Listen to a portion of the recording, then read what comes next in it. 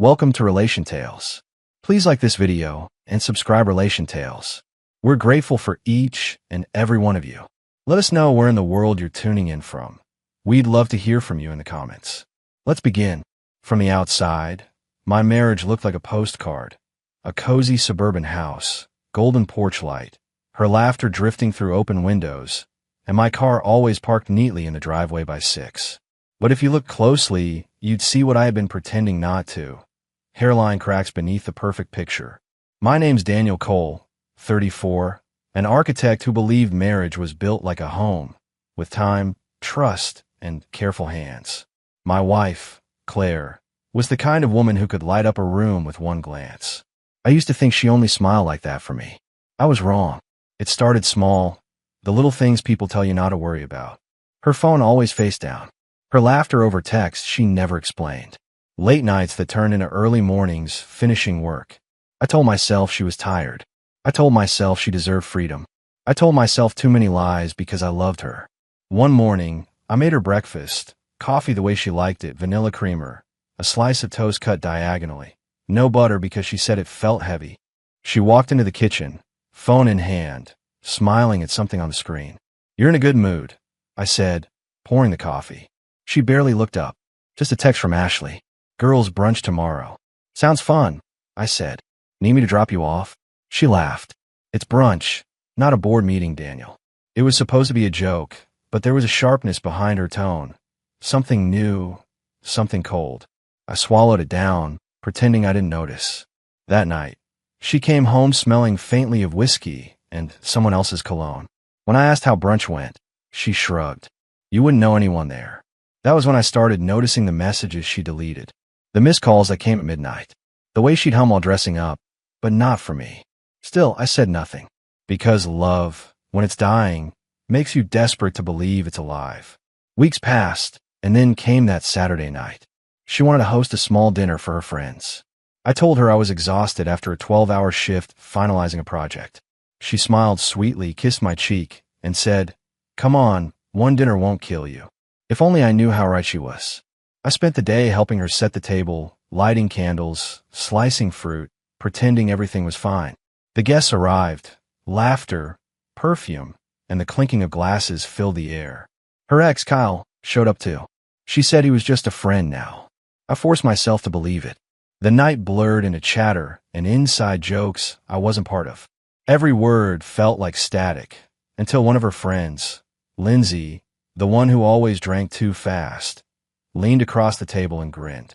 "Claire," she said, laughing, "you still keep a backup plan in case Daniel doesn't change, huh?" The whole table erupted in laughter. Someone added, "You mean Kyle?" The laughter got louder. Claire blushed but didn't say a word. That silence, that was my confirmation. I felt something cold wash over me. Not anger, not even heartbreak, but a strange kind of clarity. I smiled, the kind that didn't reach my eyes, and said, "Well, lucky for you. Kyle's already here. Makes it convenient, doesn't it?" The laughter stopped. A few of her friends exchanged uneasy glances. Claire whispered, "Daniel, don't start." But I already had. I stood up, pulled the ring from my finger, and set it down in front of Kyle. The gold clinked against the glass table like a gunshot. "Guess she's your problem again, buddy," I said calmly. Claire's face went white. "What the hell are you doing?" "Finishing what you started," I said, voice steady. "You want it now. Congratulations, you've got one." I walked out before anyone could say another word. Behind me, I heard her call my name, but it didn't sound like love anymore, just panic. That night, I didn't go home. I parked by the river, watching the lights flicker on the surface of the water. 8 years of my life had just crumbled because I trusted someone who didn't know what loyalty meant. But as the night stretched on, a thought settled in.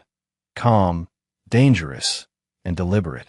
If she could make me feel like nothing, I'd remind her exactly who I was. And the way I'd do it, she'd never see it coming. I didn't sleep that night. I sat in my truck until sunrise, the steering wheel cold beneath my hands, running through every moment of our marriage like a movie I suddenly realized had been edited to fool me. Somewhere between love and denial, I'd lost myself. But not anymore. By the time the first morning light broke over the river, I'd made a decision. Not to beg, not to rage, not even to confront. I'd gather truth the way I gathered blueprints, piece by piece, with precision. When I finally drove home, the house looked too perfect. The same white fence, the same flower boxes she'd once begged me to build. Claire was sitting at the kitchen counter, pale, eyes swollen from crying. "Daniel," she started, voice trembling. "Please, can we talk?" I poured myself coffee instead. "You mean now that the party's over?" "It was just a stupid joke," she said, reaching for my hand. I stepped back. "Funny thing about jokes," I said quietly. "There's usually a little truth hiding in them." She looked down, guilt flickering across her face like a shadow she couldn't control. That's when I knew. I didn't need her to admit anything. The silence was confession enough. For the next week, I acted like nothing had happened. I went to work, came home on time, cooked dinner, even smiled. She thought I was calming down. She didn't realize I was just watching. One night, I noticed she left her laptop open on the counter, something she never did. A calendar event flashed across the screen. Client dinner, 8 p.m., downtown bistro. I clicked once. The contact attached to it wasn't a client. It was Drew Wallace, her coworker, the same man she'd said was like a brother. A brother doesn't send heart emojis. A brother doesn't call at midnight. I screenshotted everything, quietly forwarding it to myself. Over the next few days, the picture became clearer. Credit card receipts, location pings, the lingering perfume on her jacket. It all connected like dots on a cruel map. I didn't explode. I didn't shout. Instead, I began planning something that would hurt far more than an argument. See, Claire worked as a marketing consultant for Allen & Crest, one of my firm's biggest clients. What she didn't know was that, weeks earlier, I'd finalized a contract to design their new headquarters. I had direct communication with her department head, so I did what any calm, wounded man would do. I used the truth. The next morning, I sent an anonymous email to the company's HR department with timestamp messages, location logs, and a polite note. You may want to look into inappropriate conduct between two employees during business hours. I didn't sign my name. I didn't need to. That night, I came home to find her unusually cheerful, setting the table for dinner. "You seem happy," I said, hanging my jacket. She smiled nervously. "I think we're finally getting past it. I know I hurt you, Daniel, but I'm trying." I studied her face, the rehearsed remorse, the practiced tears. "That's good," I said softly. "I'm trying too." For a moment, she almost looked relieved. But the following week, everything began to unravel. She came home one afternoon, face pale as paper. "They suspended me," she whispered. "Someone sent the company messages between me and Drew. Private ones. Private." I repeated, pretending to be surprised. "At work." Her eyes filled with panic. "Daniel, this could ruin me. My reputation." I cut her off with a steady tone. "Reputation's a fragile thing, Claire. You should have thought of that before." She stared at me, realization dawning like a slow sunrise. "You did this." I didn't answer. I didn't have to. She sank into the chair, shaking. "You wanted to destroy me." "No," I said calmly, picking up my car keys. "I wanted to remind you that actions have consequences. I just let the truth do the work." I left her sitting there, sobbing into the silence she'd built for herself. Over the next few days, I focused on work, finishing projects, attending meetings, and saying nothing about the storm brewing at home. Claire kept trying to reach out, text after text about how she'd made a mistake, how she'd do anything to fix it.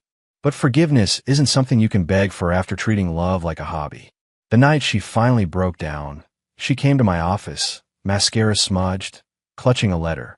"They fired me," she said through tears. "I have nothing left, Daniel." I looked up from my desk. "Then maybe now you understand what it's like to lose something you thought you'd always have." She took a step forward, crying harder. "I didn't mean to hurt you. Please, I just need time." I stood, meeting her eyes one last time. "You had time. You spent it with someone else." That was the last real conversation we ever had. As she walked away that night, I felt something I hadn't in months, peace. Not because she was gone, but because the illusion finally was. I didn't celebrate her downfall. I didn't smile. I just went home, poured a drink, and sat by the window, watching the rain hit the glass.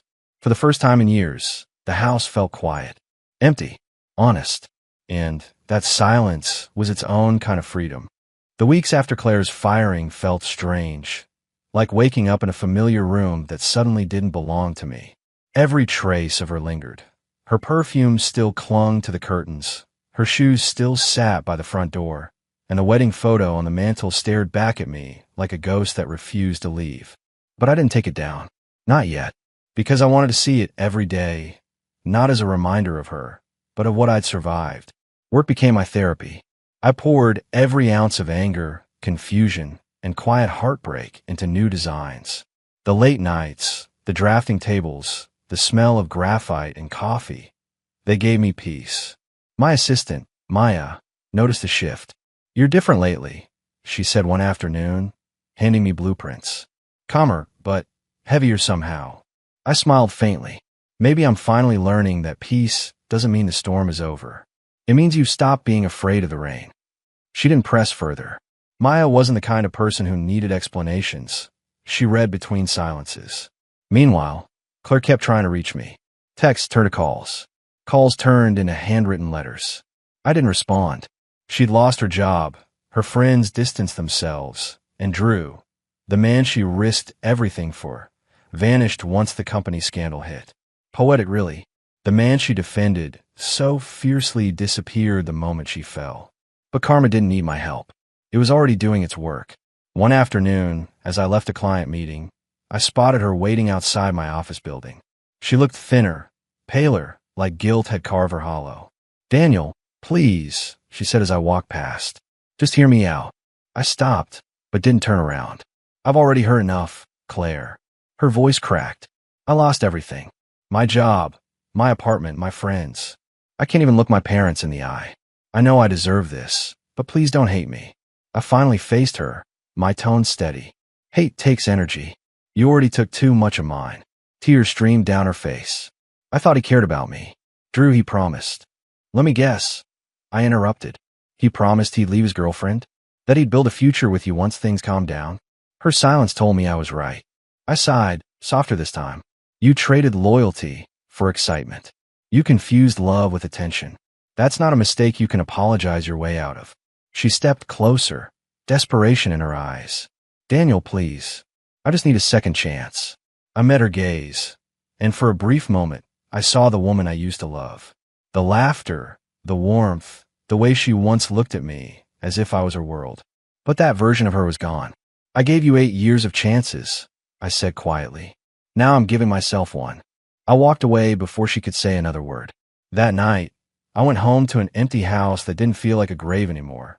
It felt like space. Space to breathe, to think, to start over. I packed her things into boxes and left them by the door. No notes. No bitterness. Just closure. When I went upstairs, I finally took down our wedding photo. I stared at it for a long time. At two people who once believed they were unbreakable. I didn't hate her. I pitied her. Because she'd spend the rest of her life chasing something she'd already had. Real love. And lost because she didn't recognize it when it was hers. The next morning, I drove to the coast. The sky was pale blue, the kind that promised quiet. I tossed the photo into the waves and watched it drift away until it vanished beneath the tide. For the first time in months, I felt light. On the drive back, my phone buzzed. It was Maya. "Boss," she said when I answered. "The client from Crest and Allen wants you to lead the next project personally. Big deal. They said they've never seen designs like yours." I smiled. "Then let's make it count." She paused. "You sound happy." "Maybe I am," I said. "It's strange. Losing everything can sometimes be the best way to find yourself." Later that week, I learned something that made me realize how poetic justice can be. Drew, the man Claire risked everything for, had been terminated for harassment after HR dug into his past messages. The woman who once bragged about having backup plans ended up being the one left behind by everyone. Meanwhile, my firm got the biggest contract of my career. I didn't gloat, didn't post about it, didn't even tell mutual friends. I just kept building. Sometimes revenge doesn't need noise. It just needs results. A few months later, I ran into Claire again by coincidence at a grocery store. She was working at a small boutique across the street. She froze when she saw me. "Daniel," she said softly, "you look happy." I smiled, genuine this time. "I am." There was a pause, long, quiet, and final. "I'm glad," she whispered. As I walked away, I realized something.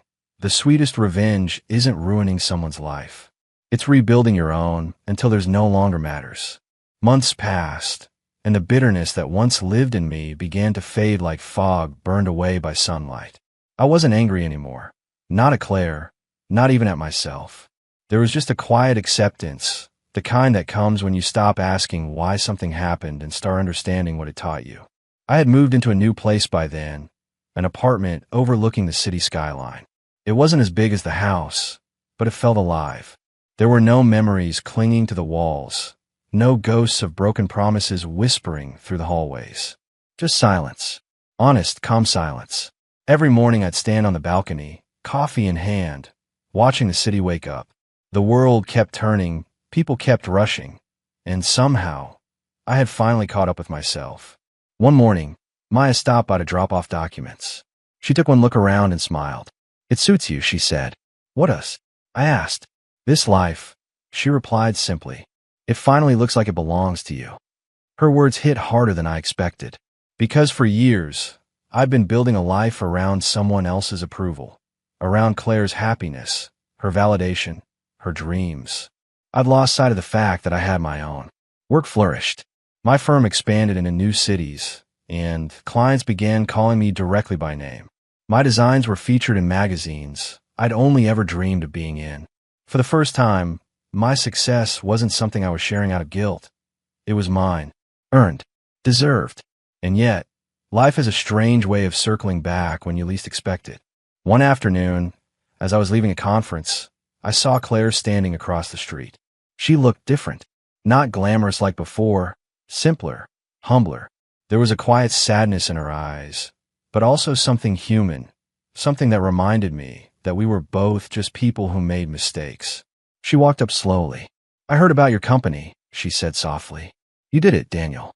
You really made it." I nodded. "Yeah, guess I finally learned how to build something that lasts." She looked down, her voice trembling. "I know I can't undo what I did, but I'm glad you found peace." I studied her for a moment. The resentment was gone. What I felt now wasn't revenge, it was release. "I hope you find yours too," I said quietly. She gave a faint, grateful smile. "Take care of yourself, Daniel." And just like that, she walked away. No tears, no drama, no final plea. Just two people closing a chapter that had already written its last line. That night, I sat on my balcony again, the city glowing beneath me. I thought about everything I'd been through, the lies, the humiliation, the heartbreak, and realized something profound. Revenge might have started my healing, but forgiveness was what finished it. Not forgiveness for her, necessarily, but for myself, for staying too long, for ignoring the signs, for losing my own reflection in someone else's shadow. I lifted my glass to the skyline and whispered, "Here's to endings that make way for beginnings." As the wind moved through the city, carrying the soft hum of life below, I smiled for the first time in what felt like forever, genuinely, peacefully, because I wasn't the man who walked away from that dinner table anymore. I was the man who rebuilt himself after it.